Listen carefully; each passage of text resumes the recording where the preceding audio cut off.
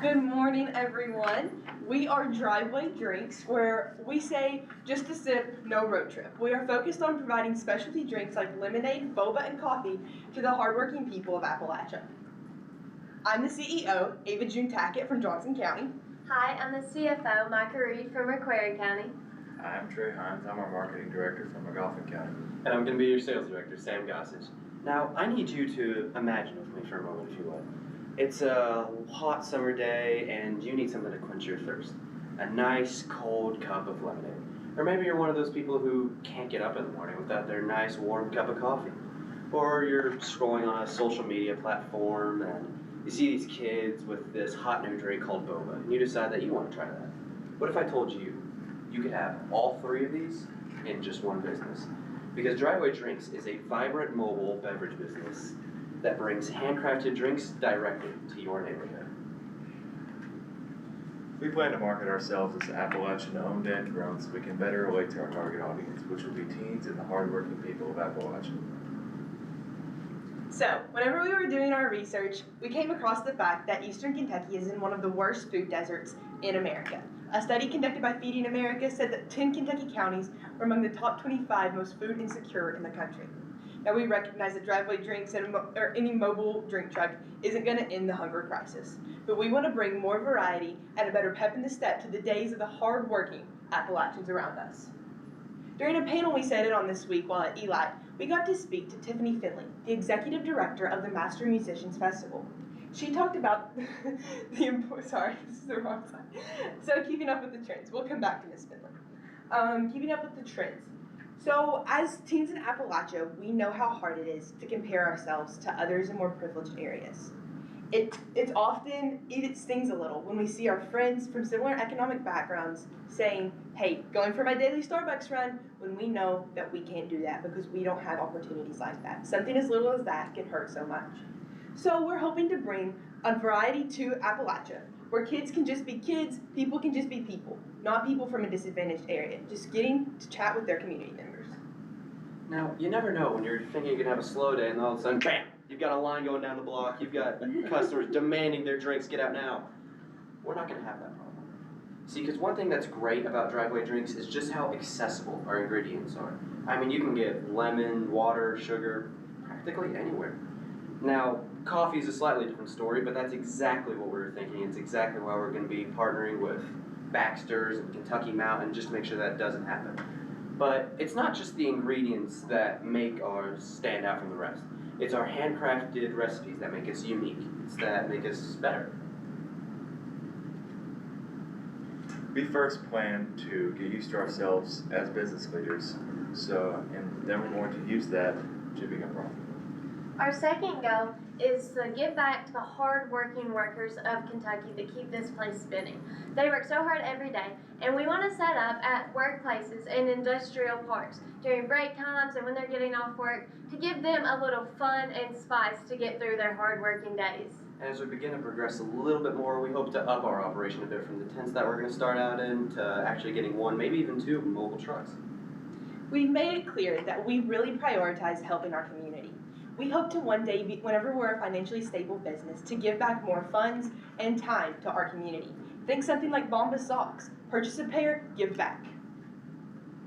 While we're researching what the people want, we surveyed people of all ages, genders, and incomes to see what they want. We found that 95% of the people of southeastern Kentucky would love to buy from a specialty drink truck. We also found that they would recommend it to a friend if they really enjoyed. And while researching, we saw an outcry for lemonades, coffees, and just anything sweet to come to the people's towns. They're not getting this. Here at Driveway Drinks, that's exactly what we're here for, to give the people what they want. Okay, finally back to Miss Finley. So after our panel, we got to talk to her, and she talked about the importance of involving yourselves with the local Chamber of Commerce. This past year, I've done work with the national and state chambers, and I've really understood how the largest legislative lobbying body in the United States has such an impact, not only on our legislators, but also on every community. She also, as the director of a music festival, had a different perspective than we had. She talked about hiring vendors. She works with them daily, and we got to see a perspective that we as teenagers wouldn't otherwise get. Whenever you're starting a business, you want profit. To get that profit, you need the best quality items, but at a reasonably cheap price. So, by doing this, we found that we can get 16 ounce cups of coffee for only $76. We can make 25 servings of lemonade for $10.64, and we can get 3 different flavors of boba for a collective cost of only about $60. So our black coffee will be great, but for the people who want an extra kick of flavor, just to really spice things up, we can get 4 to 5 different flavors, seasonally changing, for only $30. For flavors of lemonade, we'll have classic strawberry, raspberry, blueberry, and peach. This will collectively be about $40 for each flavoring. Our profit margin for each of these will give us 89% for lemonade, 89% for boba, and about 41% for coffee. Now, while we're obviously going to be using your traditional flyers and posters, we actually spoke with the Haney's owner, and he says that he's gotten his best outreach on the community through social media.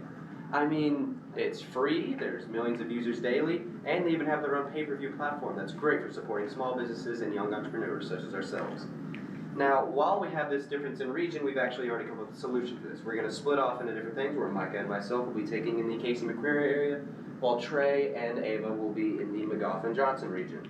And as our CFO will mention here in just a minute, our equipment is actually going to be doubled into 2 cents just to account for this difference in region.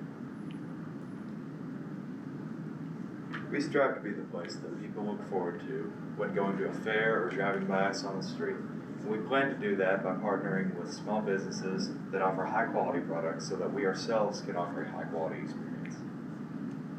So, for starting our business, we have $10,000 to use. We have to use $800 in inventory and $4,400 in equipment. That is covering both sets, so we can make sure to have enough equipment to where we don't have to spend any more money on insurance and gas. For marketing, we're going to choose to spend $1,000 to get our name out there so that people know who we, Drive Bay Dreams, really is. For $3,800 on our working capital, that'll give us cushion for rainy days, as well as if we want to do charity events, such as giving out free drinks so that people know how good our products really are. For monthly expenses, we'll have to spend $800 on rent, about $100 on insurance and gas, $1,000 in supplies, $800 in labor, and $500 in working capital as a cushion. My CEO can actually give you a better insight on where these prices are going towards. Okay, so the rent. We researched and we found the average cost to set up at a festival is around $200. So this is including some permits and all of that. Labor. We're planning on paying ourselves $10 an hour and working an average 10-hour festival day. We're going to alternate weekends, so each pair of us will work 2 weekends a month. In turn, each of us getting paid $200 a month. Our labor coming out to $800. For monthly revenue, we are hoping to sell at least around $1,200 per month. That will change according to how business is that month, but we should average about that. Including all sizes and different drinks, our average price for them is about $5. So, on average, our total revenue will be around $6,000. So, for our cost analysis for a month, we should have around $6,000 in revenue, and the expenses will be about $3,200 altogether, giving us a monthly profit of $2,800 to put forward in the business. Thank you so much for listening to our presentation. It's all in your hands now. Questions?